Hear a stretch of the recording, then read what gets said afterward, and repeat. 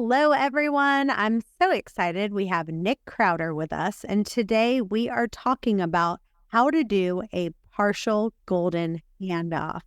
And we're talking about how the downsides of having a team and being a team leader. We're talking about, are you on a growth plan, a maintenance plan, or a declining path?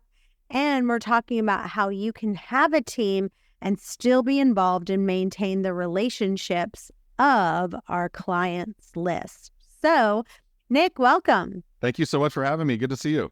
Good to see you. So I know that you wrote the book, How to Have the Golden Handoff and how the Golden Handoff works. And I want you to talk about, you're getting ready to put out not part two, but a revised edition of it, talking about the Partial Golden Handoff. But before we go into that, I want you to talk about some of the downsides of having a team, being a team leader, and kind of how to protect yourself so that you don't get, quote, screwed by your team members. Yeah, so I've had teams for a long time. I was lucky enough to get busy enough to have enough clients where I couldn't do everything myself pretty early. And I would say the number one downside to having a team is you just have less personal contact with your clients. And the trade-off is you get more time back and you get more growth for your business. But as you get bigger, you have less and less personal contact. The other thing is when you're doing everything yourself, you're fully responsible for your activities, your results, your attitude. When you have a team, you have to help a lot of other people with their activities, with their attitude, with their skills. And some people will come to you with a lot of experience and some people are brand new. And so you spend a lot of time coaching and helping your team. And I think for me, the biggest downside is when you do everything yourself, you're there for all of the wins, right? All of the closings, all of the offers accepted. And when you're managing a big team, the good stuff kind of happens on its own without you needing to be involved. But all the bad stuff you have to get involved with, all the problems and mistakes and unhappy people. So you end up kind of being the sheriff, which it's important. I think we were talking earlier about staying connected with your clients and kind of peak moments where you can come in and connect. But I think that to me, those are the downsides I think of running a team.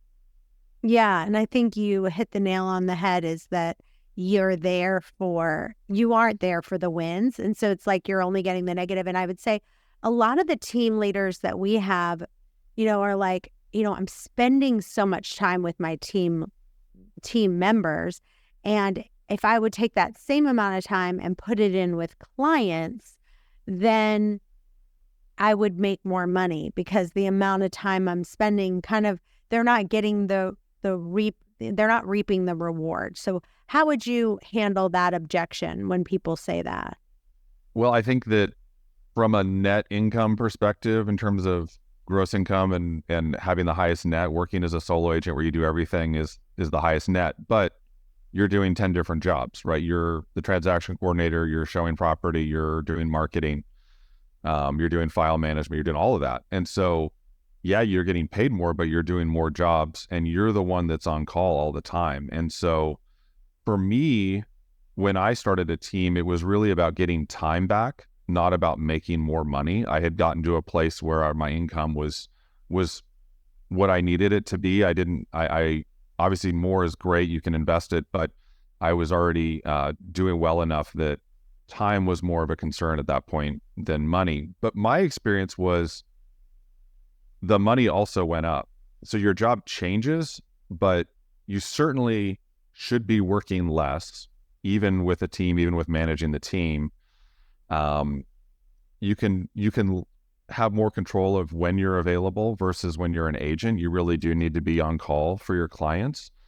And so I think that you have to be really clear about why you're doing it, right? If you're building a team to make more money, then who you hire and how you run it might be different than if you're trying to get more time back. But my experience was I got time back, and the pie got so big that my smaller piece of it, my net income as a percentage went down, but the gross went way up. And so that was a benefit to me that was that I didn't really anticipate. So I would say my experience overall was very positive.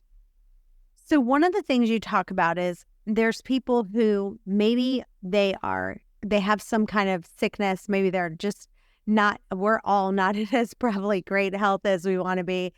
As you get older, I feel like everything after 40 kind of goes down. And so maybe they're like, I just can't run around like a chicken like I used to. Yeah. I need to kind of do a partial handoff. I'm not ready to fully retire, but I've got to take some of my book of business and hand it off to someone else. So kind of explain this idea that you have of this partial golden handoff. Yeah, I think, man, it would be so great if everyone could be that self-aware to really acknowledge what they want. I think a lot of us just kind of get overwhelmed and we kind of let things slip and we don't stay on top of our calls or our marketing plan, and we just lose clients because we're not running at the same speed we used to. If you're aware of that, well, and I'd say this, if you're not growing, you're losing clients. So for anyone that isn't growing their business, you are losing clients to other agents. And the thing I'm so excited about with the partial handoff is that it allows you to not have to run it in fifth gear, 100 miles an hour all the time, but not lose all the clients too. So for example, the most common way that I see people doing this is what I call a phase out. And what that means is you are looking to essentially hand off part of your business to another agent, whether that's another solo agent you partner with, whether that's a team. And that allows you to focus on just the clients and the business you love.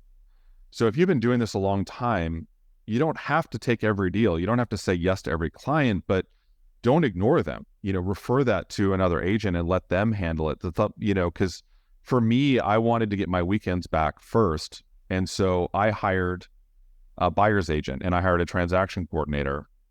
And so anyone on this call that's built a team, whether it's one extra person helping or 20, you've essentially retired from different roles. So, right, usually you retire from transaction coordination and you retire from being a buyer's agent, and then eventually you're running the whole team. So the interesting thing is, if you're building a team, you're essentially doing a partial handoff where you're giving opportunities to other people and you're getting less of the deal income.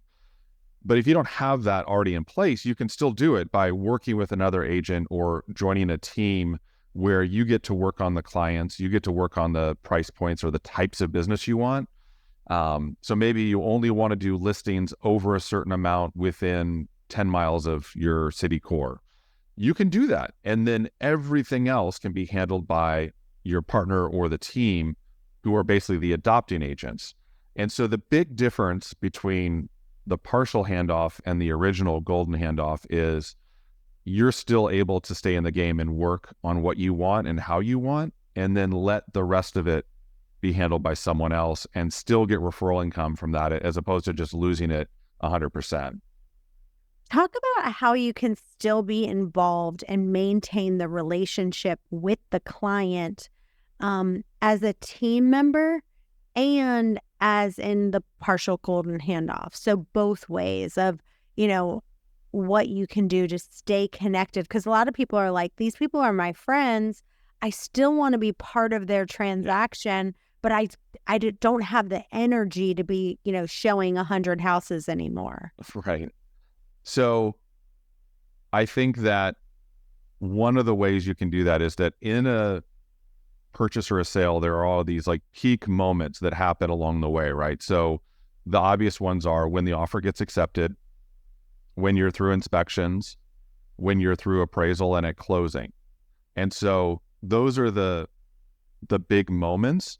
And so if you can make sure that you show up for one of those moments or two of those moments with each of your clients, you don't have to show the 100 houses, but you can call and congratulate someone when the 101st house they get their offer accepted, right? That's the moment the client will remember, right? They're not going to remember house number 50 through 70 they looked at that they didn't buy.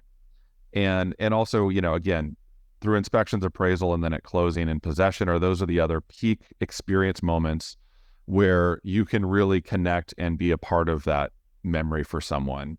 The other thing I'm doing a lot of, because I sold my residential business, it was about 800 clients, and we did this 2 years ago. And earlier last week, I recorded videos with 3 of the agents that are helping manage those clients.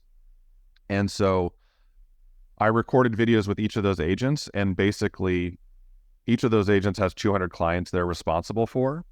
And so that video will go to those 200 people. So tell me what that video looked like. You know, what's interesting is the personalities of these 3 agents is different. The lead agent is a lot like me. She is like business focused, numbers focused. And so we did a market report and we talked about more strategy and market dynamics. The second agent is much more into emotional connection and social media. And so we talked more about the experience of working together and the experience of buying or selling a home, as opposed to the market stats and dynamics and kind of different ways. So give me just do like a quick snippet of like what you did. So like pretend the 2 of us were on a call and we were doing the video. Do what you would do. Yeah, Chantel, great to see you. Let's talk about what's going on in the market in Portland right now. And then you would kind of go, okay, well, our inventory is now 3 months. Average time on market has gone from 50 days to 70 days. And our average price is still holding at $660. You know, it's gone up and down a little bit. The big change in our market is not inventory or time on market or pricing. The big change is there's just fewer homes for sale. And so if you can buy your next house first and then sell your home, you're in a really great position. And so that's what we're trying to help most of our clients do. And, you know, let us know if you're interested in doing that. So you don't have to sell your house and then you can't get a next home, you know, so let's solve that problem. Let's find the next home, because we know for sure we'll sell your house because there's very little inventory. And so that's a great strategy we're helping folks with. Okay, so basically together on video, you're with that team member doing the market updates. So they still see you and they're still kind of connecting with you. I love that idea because I think that's exactly what happens to just regular team leaders, right? Like what happens is they're like, okay, they hand them off. They never talk to that client again. And then what happens is now the client has built a strong relationship with that team member because they never did the things like you said. They need to call that client at the appraisal. They need to call the client at the home inspection, call the client at the closing. Hey, I'm so excited. I heard your appraisal came in above value. That's what a great job, you know, our Susie's doing for you. I'm so excited. How's the kids? Blah, blah, blah. And then they're still connected with you instead of just throwing them at the team member. I love that. Yeah, and it just kind of, it all comes down to your bandwidth. I mean, you mentioned you were doing 1,500 transactions a year. You know, the most we did was 120. It's a lot easier to do that with 120 than 1,500. So I think you're going to have to manage your own expectations, because even at the peak moments, as the team grows and you're doing more transactions, you can't hand off. You can't be making that many calls and you can't be in that many relationships. Yeah. And if you were a solo agent, I mean, the trade-off is this. If you're a solo agent and you're doing great, I would say if you're doing 50 transactions a year, that would be massive.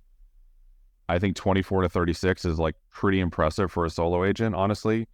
And so, you know, you're plus 1,450 transactions. And for me, as a solo agent, you know, I don't know if I ever did more than 30 in a year. I built a team so early, I don't really know, but there's no way I was doing 120 transactions as a solo agent. So even sharing the money and, you know, losing some of those relationships, you're still growing far beyond what you could do on your own.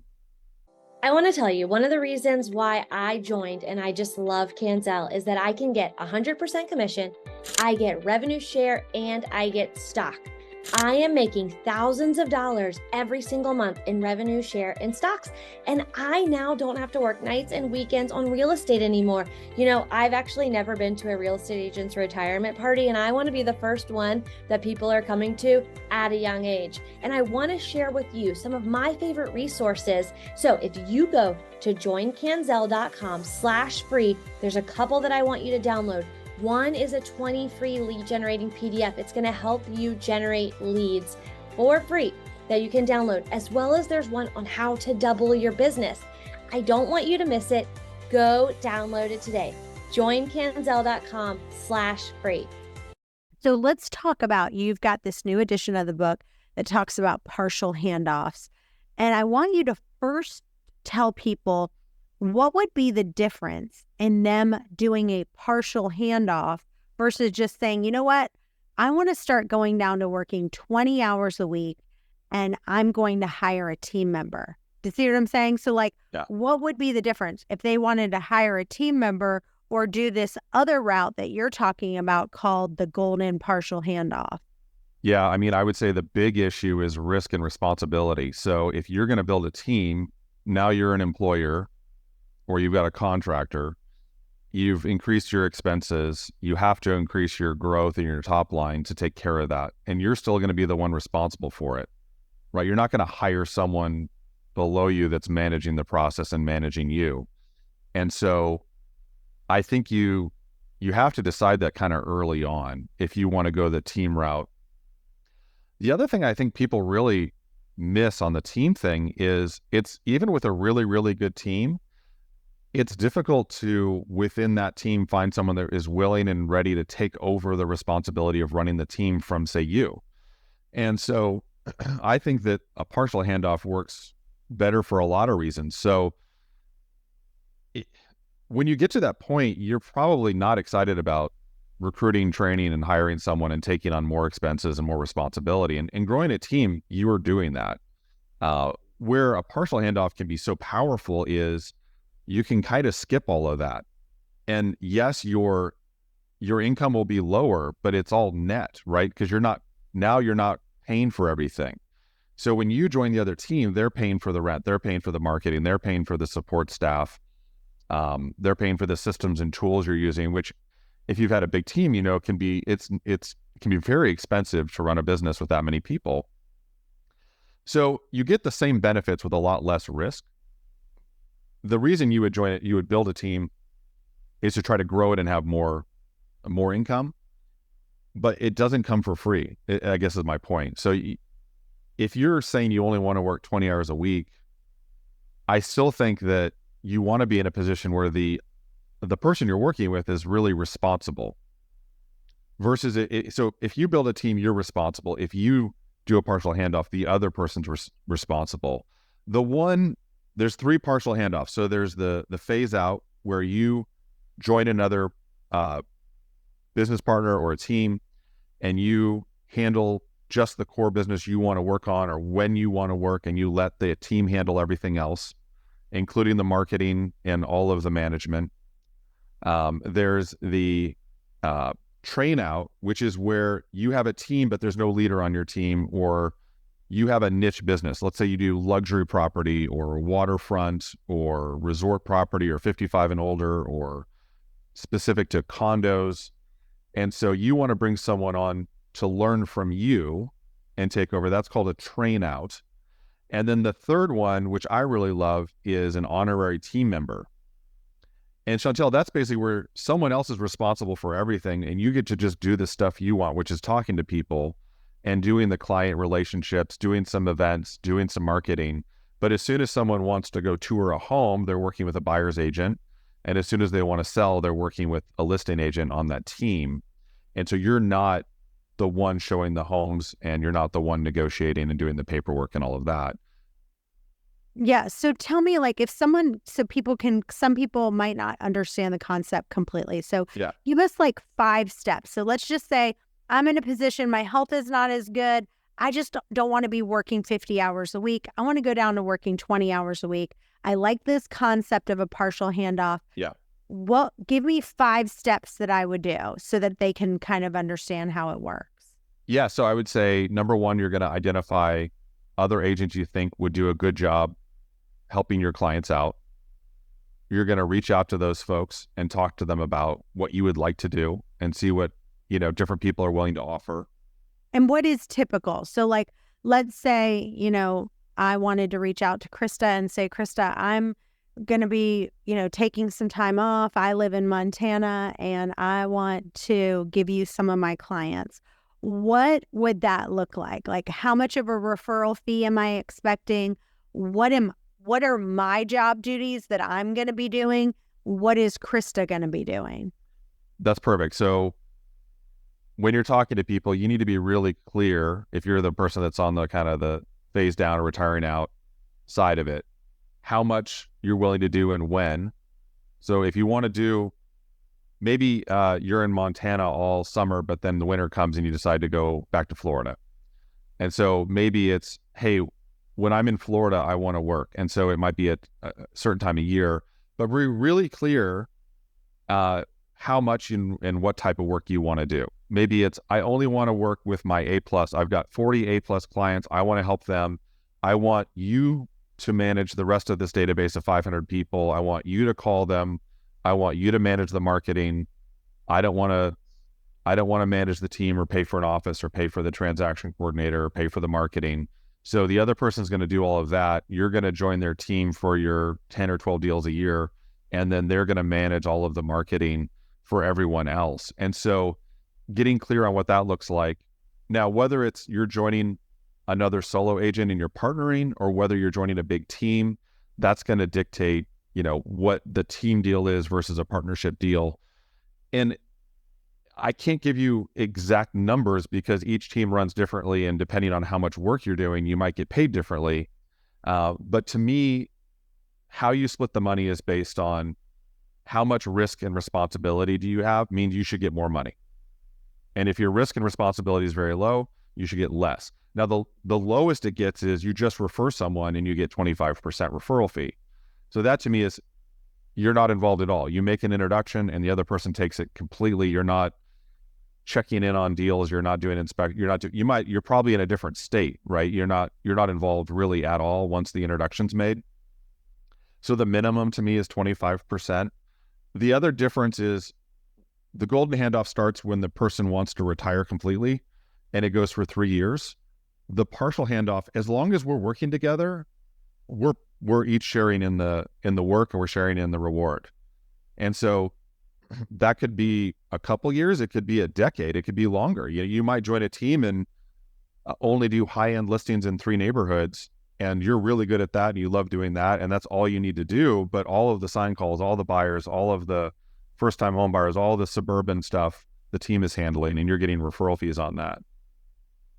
Let's talk about some of the responsibilities that you have seen that have gone well in handoffs, and maybe some of the things that have not gone well. So let's kind of break down, different things that people do, and then they'd say, okay, we handed this off and it went well, but some people hand this off and it turns out to be a disaster.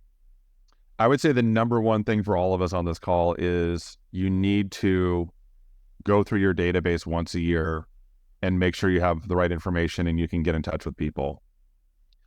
Because if you have a really outdated database and you don't have the right phone numbers or emails for people, and then you hand that off to an agent and they start calling people and their first 20 calls are wrong numbers, they're not going to be very motivated to keep working on that. And they won't even be able to, right? If you don't have that information, you can't do anything. So number one, making sure that your client list is current and updated it will help you. It will help when you are a partial handoff agent, or help when you're ready to retire and sell your business completely, because that's the proof. That's huge. Everyone needs to write that down. They need to. How often do you think people need to do that? Because like you said, if you don't update your client list, then you're not going to ever be able to hand it off and do anything with it. So keeping that up to date is huge. Type that in the chat right now. What are ways, and how often would you say that people need to have this updated? I would say at a minimum once a year. There are some systems you can use that will help you automate some of this process, but none of them are perfect. I get excited every time I hear about someone trying to develop a system where it will automatically update phone numbers and emails to the current ones, but I'm not aware of one that does it effectively yet. But if they were doing it right, and let's say that you would say, okay, I'm going to reach out to, if you were someone who said, okay, I'm going to reach out to my clients, would you say once a quarter? Would you say once a month? How often, if you were the team leader, what would you say? How often do you need to reach out to your clients and either email them personally or call them? Would it be once a quarter? Yeah, I think that's a good minimum. And I think you could have a mix of email, social media, and phone call and text. I would say at a minimum, you need to call them on the phone, like dial the phone number, let it ring, talk to them. I say that out loud and people might be laughing, but I can't tell you how many times I've told people on my team, hey, we need to call these list of people, and they text and email them and they don't call them. So when I say call, I mean physically pick up your phone and make a phone call. I think that's becoming a lost art, which I think is kind of sad. And I think that there's a lot of other ways to stay in touch with people. So if you're emailing and people are opening it and you have a good open rate, that counts. If you're texting, that's another great way to stay in front of people. I think hosting events every year is good. So hosting a class, investing class, buyer class, seller class, those are all really powerful ways to provide value for people that don't want to buy or sell today, but are thinking about it. Or maybe they have a friend they want to refer to you, but they're not really ready, but they'll come to your class.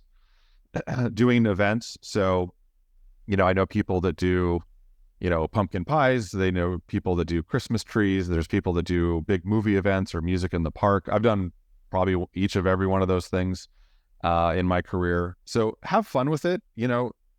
Again, you're connecting with other people who are living their lives. They really care a lot about your job as a realtor probably once every 10 years because they're not moving all that much. And so the 9 years in between, when they buy their first home and they want to upsize to the second, and when they want to downsize when the kids are gone, you have fun with staying in touch with people in that interim. It doesn't, I would say, don't make it just about market stats and just real estate.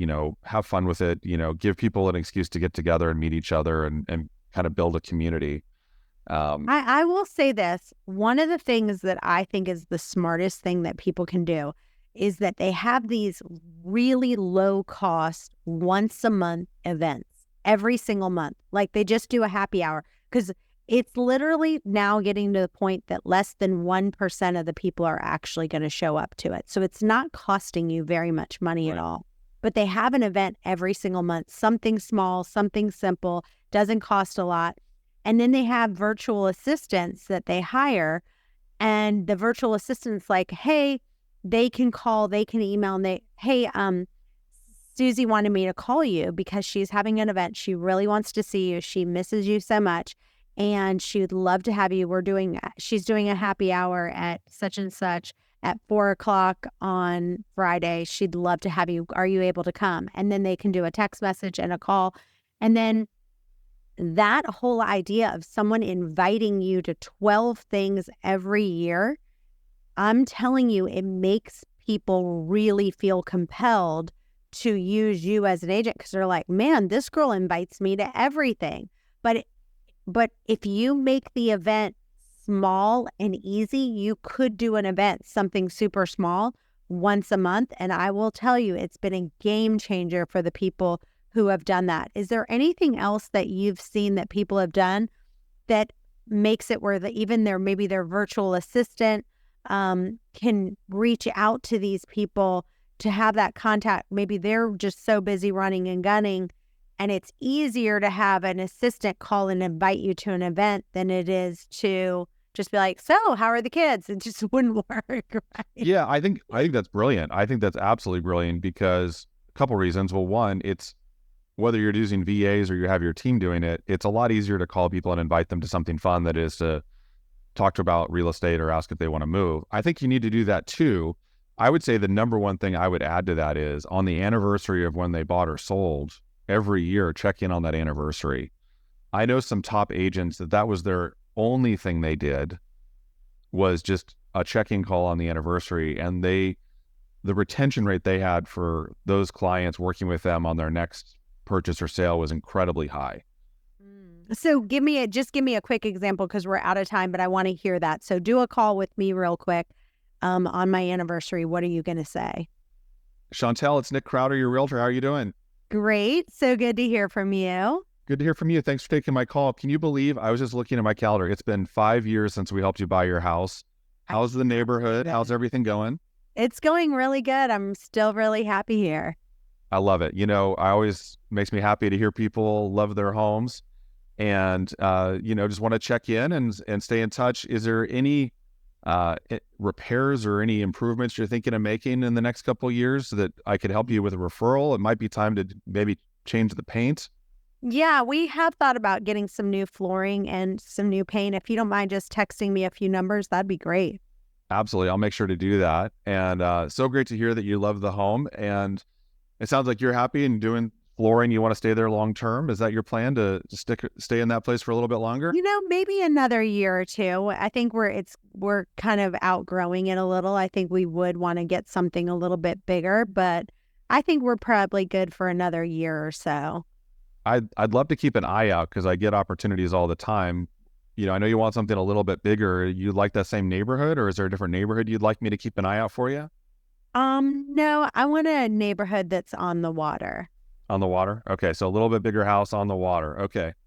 I'm going to keep an eye out for you. Would you be offended if I sent you something if I found something really cool before then? No, that'd be great. Awesome.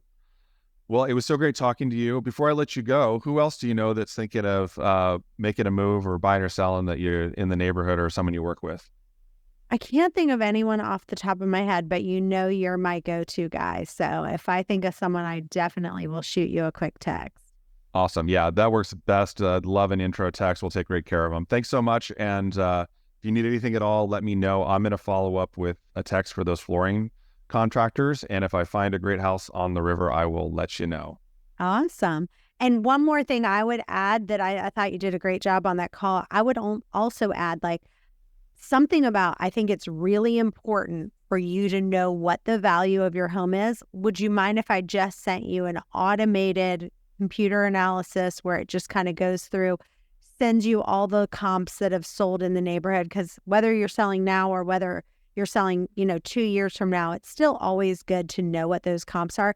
Would you mind if I just shot those over to you just so you can see what your neighbors' homes are selling for? Oh, I'd love that. I'd love to know what's going on in the neighborhood. Yeah, that's great. Yeah, awesome. Well, Chantel, that's wonderful.